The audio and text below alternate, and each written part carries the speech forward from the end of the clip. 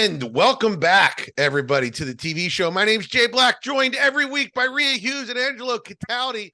And Angelo, before we get started, you wanted to make sure that everybody was aware of something before we hopped into it. All right. Rhea would often say when we worked together that it was all about me all the time, which more times than not was accurate. All right. Yes. I do not set up this agenda, but as Jay sent it to me yesterday, it occurred to me that I have a personal involvement in virtually every topic we're talking about today, Yes. including my own pick for what to watch this week.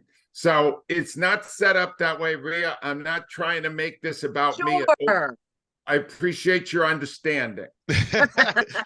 So what I said about this was it wasn't me who picked this out. The world did. There's so much news going on this week. We're going to try to get to all of it. There's a ton of it. So let's just hop into it. First and foremost, I sent this to you on Thursday. Thursday had this big bombshell report from Rolling Stone about Jimmy Fallon. Jimmy Fallon, who I've never been a huge fan of. Honestly, I thought he worked pretty well as the late show host, or the David Letterman slot, where he could be goofy and young. But when he got the Tonight Show, I always thought he was a lightweight. Well, it turns out he's not just a lightweight; he's also a sociopath alcoholic who screams at his staff and who causes a lot of problems on the set. You should go check out the Rolling Stone link. It's incredible. I wanted to ask you guys, between Jimmy Fallon and Ellen, it just seems to me that if you're somebody whose shtick is I'm nice, it can almost 100% you're not nice. Behind the scenes, you're just a jerk. Am I correct in assuming that, Angelo, you're not in your head? Is that true? Let me just stop. I want to go to Rhea because she literally a few minutes ago sent me this video. Yeah, Martin Short, who's coming up next on our list, was on with Jimmy Fallon. Could you describe what he said right to Fallon? It was great. So it's him and Steve Martin. I assume they were promoting Only Murders in the Building, but it was a clip. And he goes, I just want to tell you, this is Martin Short speaking to Jimmy Fallon. Just want to tell you how great this TV show is, because you're the biggest phony in the business.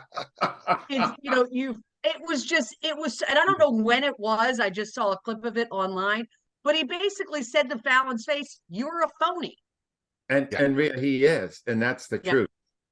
Here's my first personal involvement in 2017. Sidney Webster knows Kamal, who is a keyboard player on the Roots, and he got us a VIP experience at the Jimmy Fallon show. He had been doing it for a year at that point, and that's the very last time I ever watched the Tonight Show. Wow. I didn't watch it. Because he came out, he is like so over the top the whole time. He's the warm-up act for his own show. Most TV shows bring out a comic or somebody like a Jay Black to warm up the audience. No, Fallon does it himself for like 20 minutes, right? And which is like, that's already being an attention whore. Let somebody else do that. Then the Roots came out. They did this phenomenal 15-minute concert. It was wow. You got to see them in live. You're not going to believe how great they are. And then basically he's just trying too hard. Nobody cares that much about all those people, all those things. Here's what he is. Jimmy Fallon is a wannabe, even though he already made it. He's the host of the Tonight Show for 7 years, and he still can't believe he is, because he knows deep down he's a fraud. So I don't watch him and I don't like him, even though I got that experience and I got to see him up close. He seems like a nice guy. We got a photo of me fist bumping him as he came up to. We put that out, right, Jay? It'll be out with this episode on all of our socials, which, by the way, there'll be a link in this podcast description. Jared, our new producer, crushing it. All of our socials up, and you'll be able to see it on all of those. Just as speaking as a comedian, just so you know, every comedian seems like a nice guy because that's what we're trained to be. None of us are. You're not. Okay. If you're a girl and you're thinking about dating a comedian, do not. No. He makes me laugh. He's so interesting. He's a dark, broken person. Stay far away. All of my daughters I've will worked attest with to this. comics with Joe Conklin and Big Daddy. And I once, I guess, hosted their show at the Borgata. I kind of introduced them. Backstage, they were such lunatics. I'm going, they're about to go out and entertain everybody. You know, they were just like stressed out and yelling, and it was crazy. I'd never seen anything like it. Yeah, we're broken people. One last bit about this. My son, I think I mentioned on here, is a huge Johnny Carson fan. So my YouTube channel is just littered with old Carson clips. And you watch that guy, the king of cool, just deadpan, does not need to, whatever that neediness is. I think being from Nebraska, he didn't care about it. He just, if something flopped, he would just smile and be happy about it. I saw one where Dean Martin came on his 12th anniversary show, and they were just talking about how bad the monologue went for like 5 minutes. Just Dean Martin crushing him about how bad the jokes are. I want to go back to that. I want to go back to Letterman. I want to go back to Carson. I want to go back to people being maybe not nice, but being good would be a nice change of pace. But genuine. How about genuine? Yeah. Carson, you could watch every night because it wasn't like he was trying to run a marathon. He just, he was himself, and he was really good. And he made it hard for everyone who's ever done that job since, because no one, including Letterman, has done it as well as Carson did. No. You can find all sorts of clips of fellow Johnny Carson show on YouTube, and I highly suggest it. Let's move from good to great, because Slate, by the way, Angelo, you used to work in magazine feature writing or newspaper feature writing. This is the hackiest hack job I've ever seen. Who do you pitch to at Slate Magazine to go, hey, you know that internationally beloved superstar? I would like to run a piece talking about how he's not that good. What's even your angle except to be a contrarian idiot? I don't understand it at all. Slate ran a piece saying Martin Short isn't that good, which I want to talk about, but I also want to talk about the backlash to the piece, which was one of the nicest things I've seen, which is basically the entire world going, this guy's an idiot. Here's clips of Martin Short being a genius. So Martin Short got to see the eulogy of his life while he's still alive, which not a lot of people get. But number one, do you guys agree with me that not only is Martin Short one of the best comedic actors we have, that SCTV, the show that brought him to prominence, might be the best sketch show of all time? Or am I the lunatic here? I shared this with Clark, and our favorite character on Only Murders in the Building is Martin Short as Oliver. When he's not on the screen, it's just not as vibrant, I guess it is. I don't love all of his characters. Like, there were some characters that I didn't like, but that was just characters, on Saturday Night Live, like the annoying guy, whatever his name was. But on Only Murders in the Building, he's brilliant. I think he's fantastic. All right. Now, here's the thing about Martin Short. He ridicules himself because he is not what you would call a master of subtlety. He is not an under actor. He plays it to the hilt. Watch him in Parenthood, where he just he's a interior designer, he's a wedding planner or something like that, and he's over the top. Here's the thing. First of all, the character you were referencing in a negative manner, Rhea, was hurtful to me. That's Ed Grimley. Right? Yes. I'm going mental. I must say, I'm going mental. Oh, it's just, I love that character. He made it big in SCTV. And to answer the first part of this, Jay, SCTV was the best of that genre ever done. Do you understand? Better than Saturday Night Live. Agreed. Better than all of them. They were all amazing talents. All their talents were exploited brilliantly on that show. John Candy, Eugene Levy, they were all fantastic. The women, Andrea Martin, oh my God, great.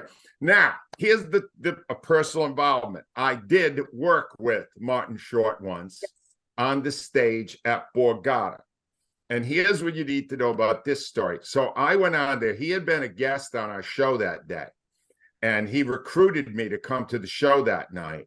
And I didn't know he was recruiting me to be the person that Jiminy Glick, his famous interview guy, interviewed live on the stage. So at some point during the show, they called me and they said, come backstage. We're putting you on with Martin Short as Jiminy Glick. And he went on, and there's a photo of this one as well. He is literally, his head is in my lap, and he's and here's the thing. That guy works really hard for every laugh he gets. That bill, this is the music box at Borgata. That's a Sure. 1,000-seat venue. All right, Jay? Yeah. Half of it was not filled. There were maybe 500 seats there. Wow. And this guy has worked everywhere in front of massive crowds, all different situations. He gave it every ounce he had, every second he was on that stage. And what I took from it was, that's a guy who loves entertaining, performing.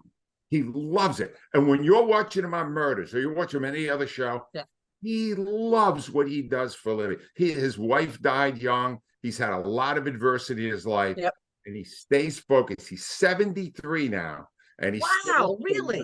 He looks like at least 15 years younger, right? He looks great. Yep. This guy is a born performer, and we should embrace people like that. He is a genius at what he does. The Jiminy Glick interviews that they've been posting have been wonderful. My favorite one was him interviewing Steven Spielberg, and he goes, when do you think you're going to direct the big one? I love that That's character. awesome. Just great. Yeah, and just to a notice to all the young writers out there, if your take is this guy who's great isn't great, maybe we don't need to read 1,000 words about that. Maybe you could pitch something else. Just a thought. Maybe it's you. Yeah, that's right. Maybe it's the writer. Exactly. All right. So switching gears to something that was in the news that not so great. Danny Masterson, who is most famous for That 70s Show, although he's been in a ton of stuff, sentenced this last week to 30 years for the rape of 2 women. And it came out during the course of the reporting on this that 4 of the stars from That 70s Show, the person who played the mom and the dad, and Ashton Kutcher and Mila Kunis, wrote letters of support for Danny Masterson, basically saying don't give him the full 30 years. They came out, Ashton and Mila came out and gave an apology that made things worse for most people. They said that this wasn't something that should have been done, and a lot of people are saying they're not going to watch That 70s Show anymore. Now, we talked about this with Cosby a number of years ago, and I'm dealing with my own daughter, who's a big fan of Harry Potter, does not like J.K. Rowling because she's an anti-trans activist. So my daughter is dealing with this in her own life, where she's trying to figure out, how do you divorce the people that made the material to the material that you love? And I wanted to revisit it, because are you one of these people? I was never a big That 70s Show fan, but I was. So is this Massive. something you could watch again? Rhea? Well, I haven't watched it in many years. I did watch the new one that came out. That 90s show? The 90s show. And it obviously clearly wasn't as good as the 70s show. Yeah, I think if I went back to it, it would be hard, just because his character, I wound up liking a lot. Was one of my favorite characters, and his relationship with Jackie, who's Mila Kunis. Listen, I kind of never recovered with Tom Cruise with the jumping on the couch and everything that happened with Katie Holmes, like how she basically had to go stealth to get out of that marriage, burn her phones and, go that. It may be the reason, because people keep saying, why don't you love Top Gun, the new Top Gun? I'm like, Tom Cruise just doesn't do it for me anymore, because I kind of don't like a lot of stuff about him. Right. I get you. There's personal involvement number 3. A few years into my tenure at WIP, I was a spokesman, along with Al Morgani, of a car dealership. And one day, the service director of the dealership got caught with a record amount of marijuana in his garage. It was a major arrest. We were asked to write these very letters of support for the gentleman. We did so. About a week or 2 later, front page of the Daily News, sports host support drug dealer. That was the front page, Jay, of the whole thing. Wow. And we went, wow, I have never seen myself this exciting. This is the most exciting I've ever been. I am now in cahoots with a drug dealer. The fact of the matter is, these letters are very common. It's done all the time. You do not say in the letter, I don't think he did what you're saying he did.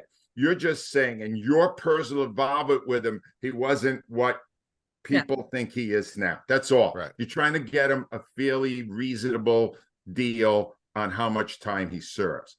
Don't blame Mila Kunis and Ashton Kutcher for writing the letters.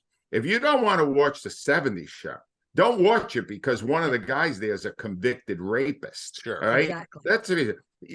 People always love to miss the point. The point is not somebody reacting to the crime. The real issue is the crime. And Correct. if that guy, Rhea, I understand. I can't watch Cosby anymore. I can't watch. There's a lot of stuff like that. Once you know the backstory, you don't want to deal with it anymore. No. But don't blame it on the people that wrote the letters. That's missing the whole point. Yeah, my wife, who thought the backlash against the letters was silly, was like, who among us wouldn't write a letter for someone that was a friend of ours who wound up being a bad person but was never bad to you? This is my wife, who doesn't have any time for rapists. You know what I mean? But she was like, you said earlier that you were kind of a bad guy. When this show's over, I'm going to write a letter, so when you get in trouble, I'll already have it ready. Yeah, when I'm finally arrested for sleeping in till 11 a.m. and then telling my wife, no, I was up at 7. I was doing stuff. What are you talking about? I was doing chores. You don't notice the chores? Okay, so let's move from something everybody hates to something everybody loves. British Corner with Rhea Hughes. Yes. How you doing, Rhea? What do you got for us? Wonderful. I have to give a hat tip to our Angelo, you remember him, Les Bowen, former Philadelphia Daily News writer. He and I both, we kind of text each other. We both love British shows. So he let me know that Unforgotten season 5 had dropped. Now, I had reviewed Unforgotten previously on the show. It's a show I absolutely love. It deals with historical murders in England, which we call cold cases in the United States. But they shockingly killed off the main character at the end of season 4, Detective Cassie Stewart. This is Nicola Walker. She's a phenomenal British actress. Everybody loves her. And I literally thought the series was done. I was like, okay, well, this is it. Shocked that a season 5 came out. Replacing her is a detective called Jessica James. Now she's joining the cast that's already there. D.I. Sonny Khan. He's having trouble getting over the death of his former boss and all that. But I will say this with the writers. What I'm impressed with the writers have done is they didn't expect viewers who loved Cassie Stewart they weren't going to warm to the new boss, Jesse James, which is an interesting name to give for a detective. But I think it's intentional with the way they're portraying her. There's basically, the mystery is there's a skeleton found in a chimney of a house somebody's redoing, and she doesn't want to investigate it. She goes, those clothes look old. It's probably a 70, 80-year-old murder. Nobody cares, and we don't have it in our budget. So they're setting her up as somebody you're not going to like anyway, which I thought was the way to handle it. And they'll probably make her, but the basic storyline of Unforgotten, it's the same. They drop crumbs everywhere. There's 3 concurrent storylines going on at the same time. And what I know from the previous 4 seasons, they will all come together. So when you're watching, you're going, all right, why are we dealing with this heroin addicted young couple? What's this old wealthy guy? What's this chef and his girlfriend? That's kind of what I love about this story. They weave all these stories, and at the end you find they're all connected. So they're doing the same thing. The new person, you automatically don't like her, and I think it was the way to go. Is that on Prime, Rhea? Is that where you're getting it? It is on Prime, correct. And I'll say this like I do every week, which is we're 52 episodes in, and Rhea has found a different murder show from England for 52 weeks. How much murder is happening? It's a small island. England, get yourself under control. It's amazing. What do you got for us this week on Teen Corner, Rhea? Well, Teen Corner, I'm not exactly very happy with Clark's father. And I will, when I tell you what they binged over the past couple of weeks that I did not know about, The Walking Dead, 11 seasons. And Clark loved it. I know because I tried to watch it. It's basically, so it's a zombie apocalypse. The sheriff wakes up from a coma. finds the world is in ruins. It's based off a comic book series by Robert Kirkman. Sure. And the group of survivors, have to, basically hide from the zombies who are called walkers. Everybody's constantly on the move. Clark goes, Mom, it's got a great storyline. It's thrilling. It's heart-wrenching. And I go, and incredibly violent. I mean, the violence in the show. I watched it. I didn't watch all 11 seasons, but I didn't know he was watching it with his father. So, like I said, we'll have because I found the storyline was very good. They did it very well, but I don't think it's something. Now, Clark's 14. He's in high school now. So maybe it's fine. I always say he's seen Deadpool, Sure. but I think it's way too violent for anybody really under the age of like 14, 15. All right, Rhea, I'm over that age, and I watched the first 7 or 8 seasons of it. Yeah. And I really liked it. I thought it was it's good. That when they would go into these kind of ghost town areas and they'd populate it, and then the zombies would attack, and then they'd have to kill them. And it was, but Rick Grimes was the main character. Andrew Lincoln was, he ended up bailing out after 7 or 8 seasons. And I couldn't watch it after that. It just wasn't the same. He was the main character to me. I heard it kept going, and now they got all sorts of spin-offs. So, but you know what? It's on AMC Plus, I think, isn't it? Isn't that where it is? Yes. Sorry, yeah. You know what? Watch the beginning. I think it'll hook you. It's really great when the world ends and then you see what happens. I just couldn't watch it with young kids. That's all I'm saying. Kids, that's asking a lot. Some of those zombies really explode. Yes. I just want to do a leap in here. My with my own teen corner. My daughter has been watching The Middle incessantly. My 8-year-old, my 12-year-old was finally like, I'm tired of The Middle. We got to watch another show. I got to watch a different show. So we put her Modern Family on, and my 8-year-old was like, I enjoy Modern Family. A couple of days ago, she comes in and she goes, I like Modern Family. I think I like The Middle better. And I said, why? And she said, I don't know. The Middle deals with problems that I feel like we would deal with. But when I watch Modern Family, I'm like, you guys are rich. What are you worried about? Yes. Like none of their problems feel like something you should be worried about. I'm like, you're a very advanced 8-year-old. So where are you watching your daughter? People need to know where you're seeing The Middle and Modern Family. You can watch all of Modern Family on Hulu and all of the all of The Middle on Max is available there. So lots of stuff today, huh? Yep. All right. Moving on. Angelo, what do you got for us this week?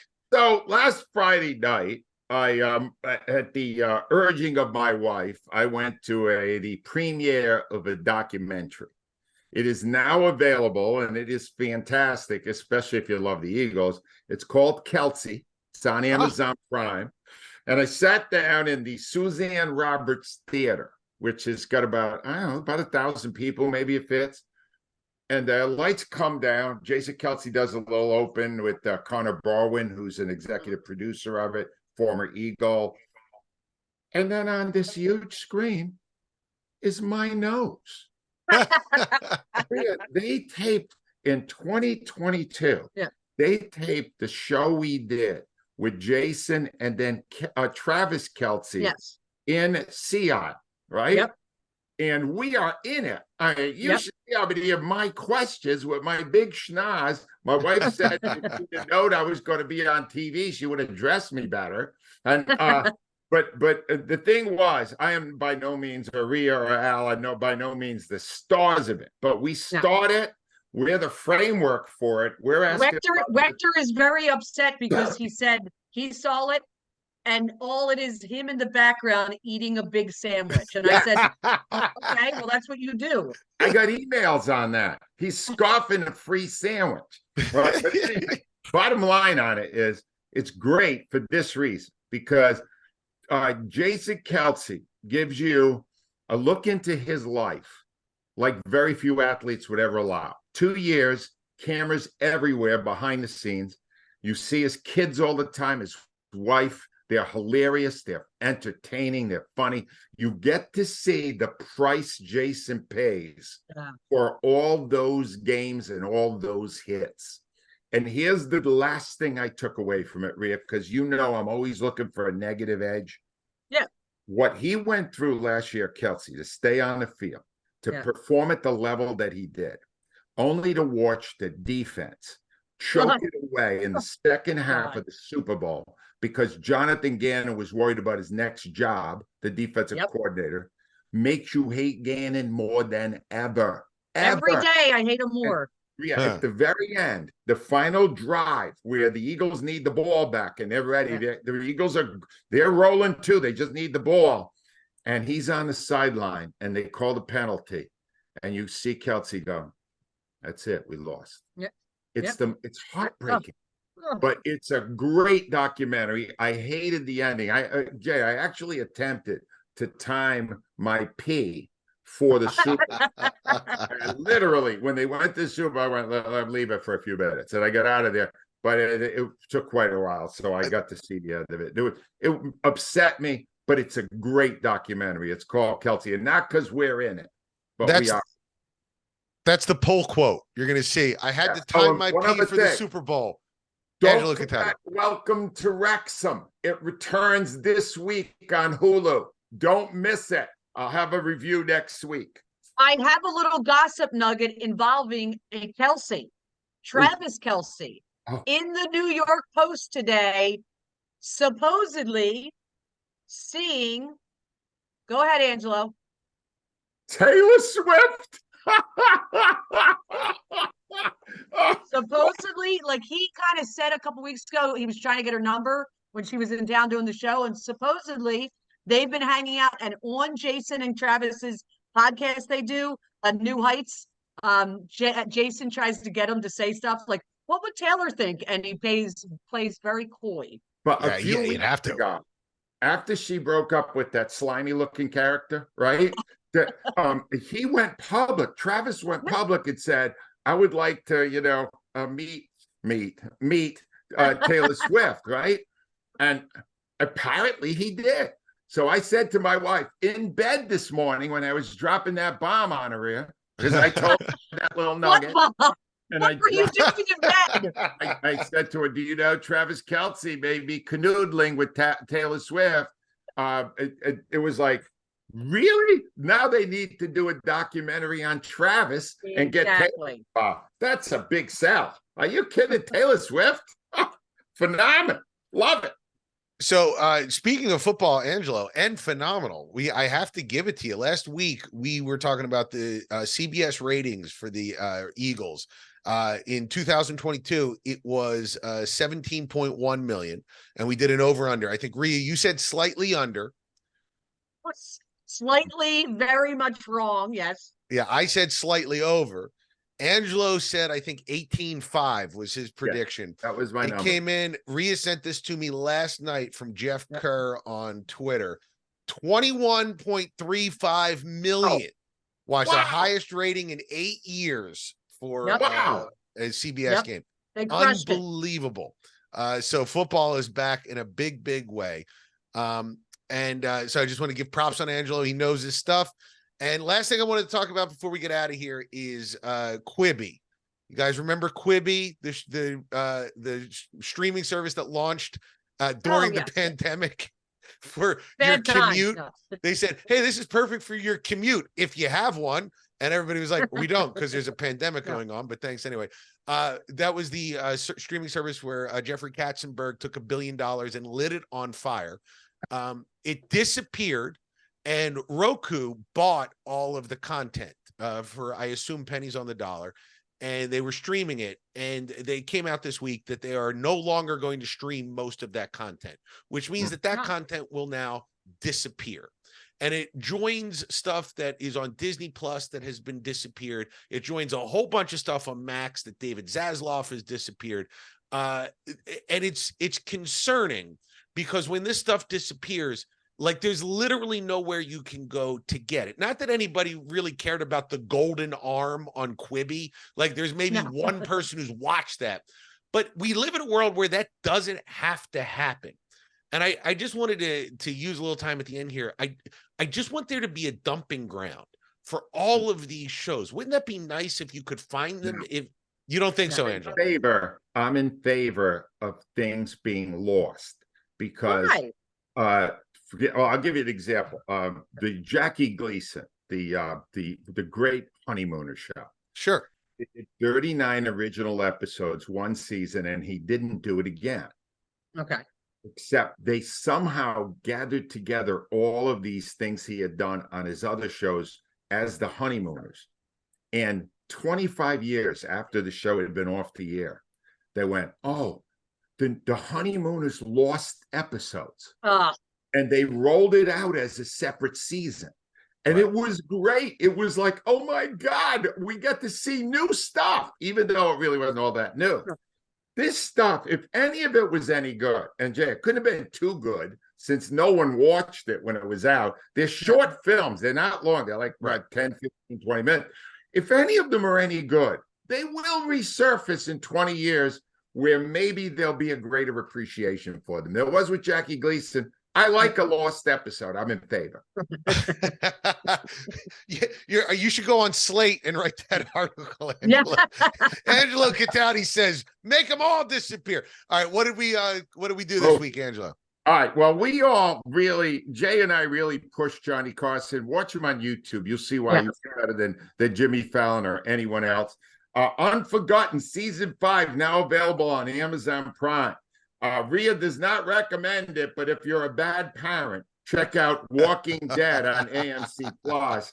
All 11 seasons now available. I mentioned before, Welcome to Wrexham is back, and it should be on Hulu today or tomorrow. Don't miss it. Modern Family's on Hulu. The Middle is on Max, and Kelce on Amazon Prime. Don't miss that if you're a football fan. You're gonna love it. Guys, thank you so much for joining us. Make sure you check the podcast description because we have a YouTube channel that has now all of our archives on it. So you can see every episode at the TV show pod on YouTube. We have an Instagram. We have a Twitter. We have video and pictures that are going to be released on all of that stuff. So make sure you follow it. We're growing every week, and that's thanks to you. Please rate and review us on iTunes. And guys, we'll be back next week.